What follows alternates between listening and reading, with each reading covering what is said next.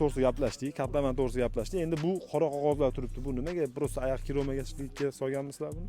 Yo'q aka, bu izolyatsiya hisoblanadi. Siyashkani ustida, tagida buni siyashkasi ham bor. Ko'rayotgan bo'lsanglar. Ha.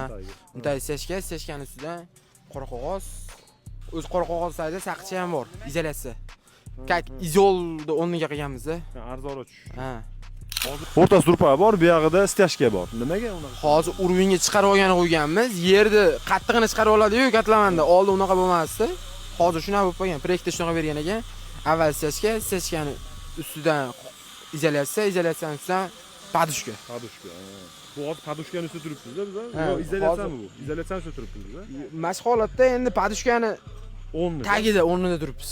Masalan, 1 kvadrat metriga qancha qora qog'oz ketadi? Qora qog'oz yoki izol necha pulga tushadi 1 kvadratga? Qora qog'oz qilsa necha pulga tushadi? 1 kvadratiga aka misol uchun 120 ming so'mda izoldi. U 9 metr bo'lar ekan. Bu ham 9 metr bo'ladi. Endi saqchda o'rtacha misol necha pulga men to'g'ri bilmayman. Menimcha 1000 so'm yo 2000 so'm bo'lsa kerak kilosi. Kilosi. Ha, bittasiga 10 kilo ketadi deylik. 10 kilo bo'lsa o'rtacha 50 ming ketsa kerak bittasiga. 1 kvadratga. 1 kvadratga emas, 10 kvadratga. 10 kvadratga ketyapti. Izol qilganda qancha ketadi? Izolga qilganda 100 ming oshib ketadi. Bitta shu 10 kvadrat uchun. 10 kvadratiga. Katlaman etapiga kelgan tanishlarga bu video jo'natib qo'yinglar, foydali bo'ladi. Birinchi marta sizlar uchun yangiligimiz bor, bomba yangilik bo'ladi. Buni kutinglar.